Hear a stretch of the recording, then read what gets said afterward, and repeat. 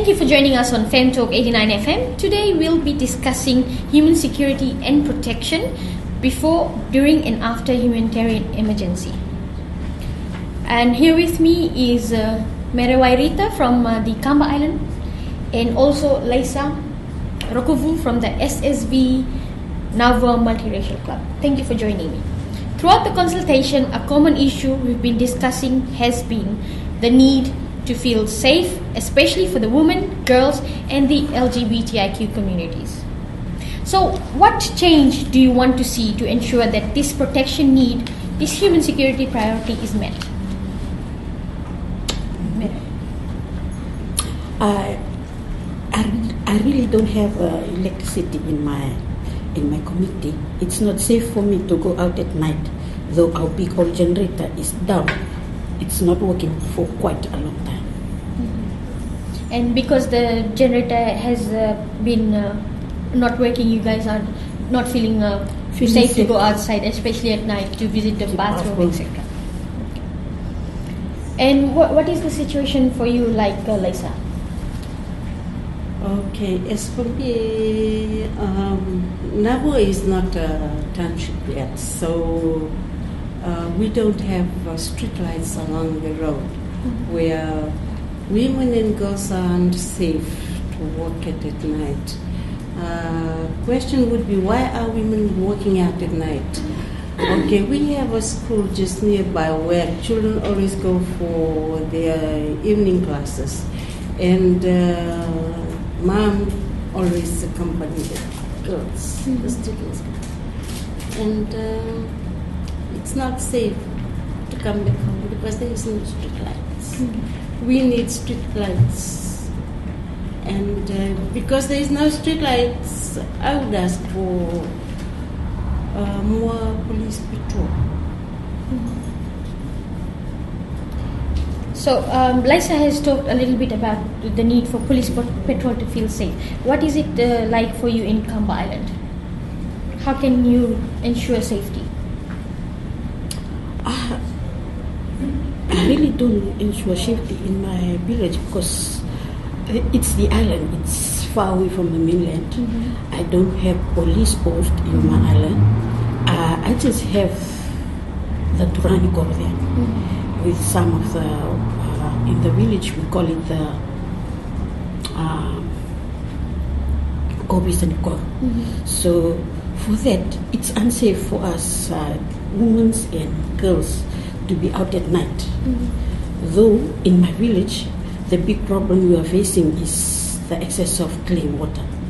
At night, if you want to go out to the toilet or want to have the quarter of our village having the toilet outside our house, which that's the really big point we are facing in Kamba Island.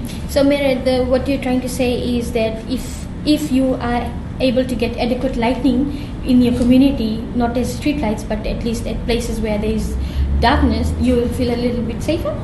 Yes, I need the solar panel, so that I won't be buying fuel or repairing the old generator all of the time.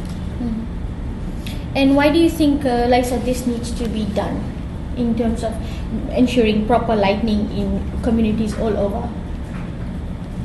I think it's for protection and safety for women and young girls. So does it just go as far as having street lights or lights in corners, or you need further than that? We need further than that. What would that entail? What would that look like?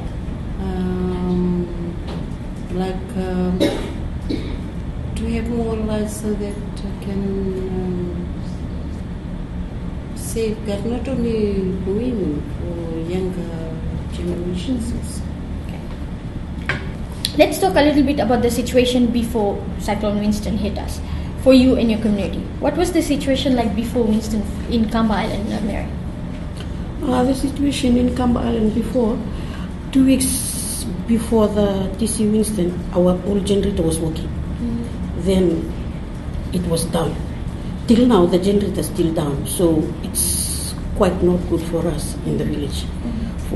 especially for young women to walk around in the village or going out, especially school children. They're doing their homeworks or what, if they have to go back to the school nearby, it's about 2 kilometers to walk down to reach that school. It's very far from the next island, the next village. It's quite difficult for them. And you said that immediately after Winston, the situation was the same as well? Yes, the situation is still the same. And what about you, Laisa? How has it been before Cyclone Winston? Before Cyclone Winston, Napua has been an area where we normally concentrate and be aware of flooding. But for Cyclone Winston, I think we were prepared also because, weather was report from Nandi was saying that it will come towards these areas, including Napua.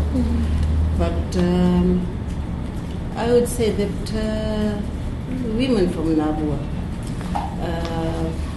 were well prepared, because before the Winston, and they said that most of the women that I've spoken to said that they were prepared, well prepared, and ahead. So since you're the women of Napua were quite prepared for the cyclone, immediately after Winston, what was the situation like? Was it really easy for you to transition into cleaning and getting back your life together, or there were some difficulties faced immediately after the cyclone? To me, I would say both, because there weren't a lot of damages, just the breaking up of the branches, breaking out of the branches from the trees that gave us more time to work on cleaning up the areas, around the houses and even in the community. Okay. And then now, 5 months after Cyclone Winston has havoc our nation, what has really been the situation? Having to have no streetlights even before, and then even now, I believe you don't have streetlights. How has that affected your life? Would that have been easier probably if there was streetlights, in terms of you being better prepared for disaster, during disaster and after disaster? I think that's why the women were well prepared, because they don't have safety and security things that would back them up, like streetlights. And women were also aware of what the consequences would be, what would they face, what would they go through. And Merewairita, in terms of Kamba Island, 5 months on, I believe your chores have been doubled or tripled. So how does that really affect you after the cyclone now, in terms of, number one, not having enough light to be able to walk extended hours to finish your rehabilitation? So how are you guys coping? Till now, we all of the villagers, all of the community, we are facing a big issue about no light without a big generator. So we have to find our ways out of going out to the sea to buy batteries and buy kerosene for lighting in the village. So we do our cleanup. Our cleanup is 5 times than what we are doing before. We have to clean branches of tree which cut down fall down from our tank, the green water tank. We have to clean outside our houses. We have lots of work than before. So we've already talked about what women want to see and why. Mere, can you please tell me, what are the women doing to address this problem that you already have existing in Kamba Island? So far I learned that we women support each other. The lesson I learned during this divisional consultation, that I should encourage women to involve in such a way to be part of listening to all government officials or NGOs meeting, which they give their time to address us with such information, and not to be part of the kitchen all the time we are women always. So basically getting away from just your normal gender roles and get more in decision making levels. Yes. And Laisa, how are women leading the responses in their communities to address this issue? Okay, being a leader for now multiracial group, we usually meet every fortnightly, and we are trying to go out and get more women to join the group, so that there is because that we women of Nabua would want to do, stand up and do. We'd like to bring up Nabua, upgrade Nabua as a township. As it is right now, Nabua is not even a town. But we have been calling Nabua as Nabua town. But as it is right now, no. And we are trying to upgrade Nabua, to bring Nabua as a town. And we're trying to get more women involved. Before we go out to the government, the PA, the Rokovu, the two provinces, Seru and Namosi. But what I'm trying to do is to get more Indian sisters involved. So we have been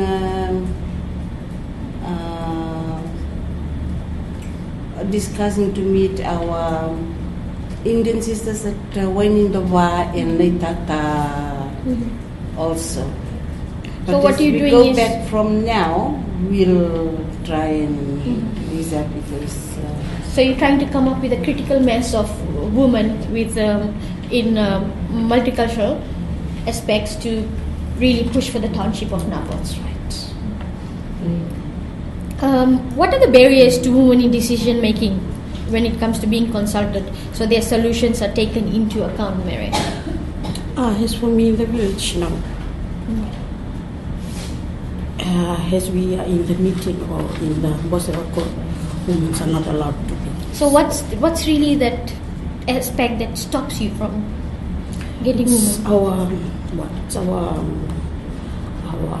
cultural. Most of the time we used to do that. We always tell us that women are only involved in the kitchen, are useful in the kitchen. And is it the same for you, Laisa? It is same for me, but I put earbuds into my 2 years and ignore what men says, because I think women can do whatever men can also do. So comparing your age with Mere, do you think it plays an advantage for you to be able to get yourself more involved in decision making? Yes, yes. But you still face barriers. So what are those barriers that you face? Like men, I approach men first before women. But, like doors being shut up for me. So the solution is, I thought, why come to the men when we were not accepted? Then I approach women. From the women's side, I think we can do it. And I've been telling the women of Nabua, let's hold hands together and stand. Lastly, how can we support women initiatives to make the change we want to see? So as I've already mentioned to you, so far I learned from this consultation. I'll go back to my island and encourage them to be involved in such a way that we women are not only fit to the kitchen. We can be part of all the meeting that come. We can come and listening and hear it. That can be encourage us to go forward and move forward, hold hands together, and try to do whatever comes across our way. And do you feel that there is more than just encouraging that you can do for the women and girls of Cumberland Island? Yes, I think I can do more than that. What would that look like? I can ask them to be brave, to come and sit down together and talk about it, so that that tiny afraid inside of us can be out. So we need that most of the consultations will come down to our village, so we can share what we've been going through on that field so far. So you're also talking about building self-esteem of the women and the girls in your village, and would you be taking your learnings from here and probably doing a session with your villagers back home in Cumberland? Yes, I'm trying my best. I'll do that. When I'm going back, I'll do that. I'll try my best to be part of that. And Laisa, what are some of the changes you want to see, and how do you see it happening in your Okay, as I've already said, there is a door closed, and I will try to look for open doors. How do you vision that happening? To get more women involved in what we have planned. So far, we have planned till next year to have Nabo Women's Multiracial Group Day, and our theme is Nabo Women on Red Fire. So whatever color we'll wear that day will be red, and we'll just to indicate that. So you guys will be doing a little bit of movement building in That's order right. to. That's very interesting. So thank you so very much, Mary and Laisa, for being here on Fem Talk 89 FM. This is Jasmine Kaur signing off, and thank you for listening. Goodbye.